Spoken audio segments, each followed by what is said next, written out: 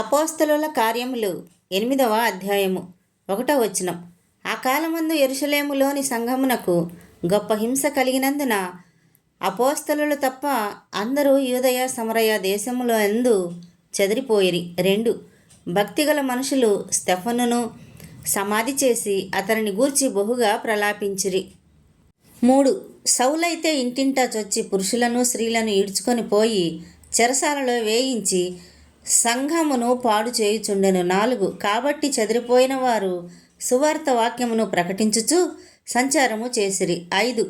అప్పుడు ఫిలిప్పు సమరయ పట్టణము వరకును వెళ్ళి క్రీస్తును వారికి ప్రకటించుచుండెను. 6.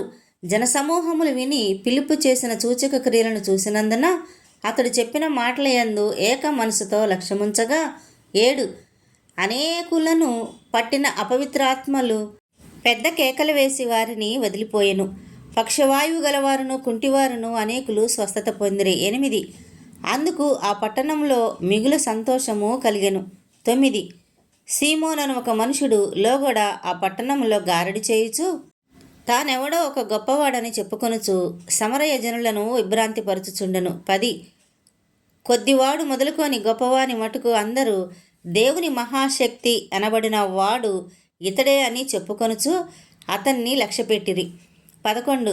అతడు బహుకాలము గారడీలు చేయుచు వారిని విభ్రాంతిపరిచినందున వారతన్ని లక్ష్యపెట్టిరి. 12. అయితే ఫిలిప్పు దేవుని రాజ్యమును గూర్చియు యేసుక్రీస్తు నామమును గూర్చియు సువార్త ప్రకటించుచుండగా వారతన్ని నమ్మి పురుషులను స్త్రీలను బాప్తీసము పొందిరి. 13.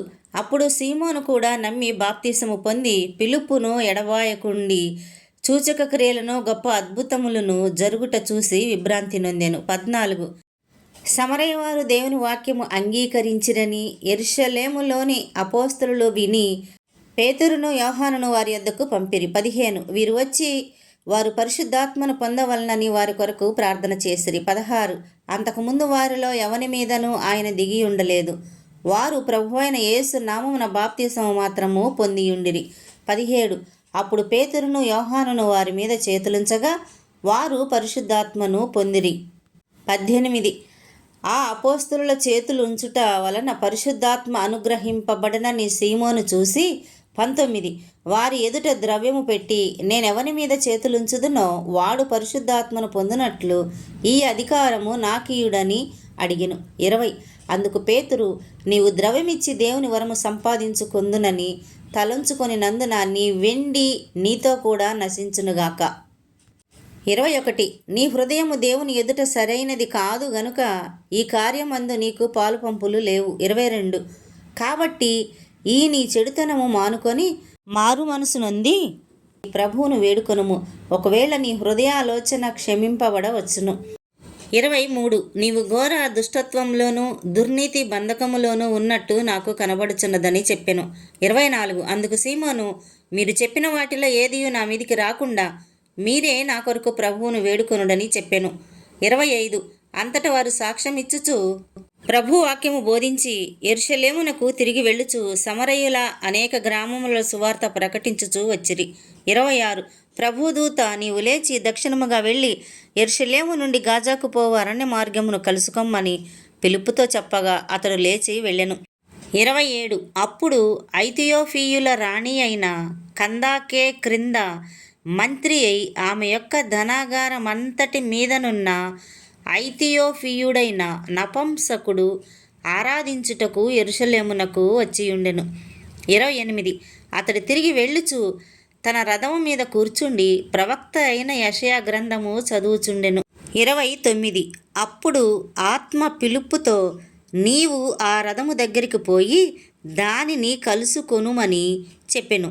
30. ఫిలిప్పు దగ్గరికి పరిగెత్తుకొని పోయి అతడు ప్రవక్త అయిన యెషయా గ్రంథము చదువుచుండగా విని, నీవు చదువునది గ్రహించుచున్నావా అని అడుగగా 31. అతడు, ఎవడైనను నాకు త్రోవ చూపకుంటే ఎలాగూ గ్రహింపగలనని చెప్పి రథమెక్కి తనతో కూర్చుండుమని ఫిలిప్పును వేడుకొనెను. 32. అతడు లేఖనమందు చదువుచున్న భాగమేదనగా, ఆయన గొర్రె వలె వదకు తేబడెను, బొచ్చు కత్తిరించు వాని ఎదుట గొర్రెపిల్ల ఎలాగూ మౌనంగా ఉండునో అలాగే ఆయన నోరు తెరవకుండెను. 33 ఆయన దీనత్వమును బట్టి ఆయనకు న్యాయ విమర్శ దొరకకపోయెను. ఆయన సంతానమును ఎవరు వివరింతురు? ఆయన జీవము భూమి మీద నుండి తీసివేయబడినది. 34 అప్పుడు నపుంసకుడు, ప్రవక్త ఎవరిని గూర్చి ఇలాగు చెప్పుచున్నాడు? తన్ను గూర్చియా వేరొకని గూర్చియా?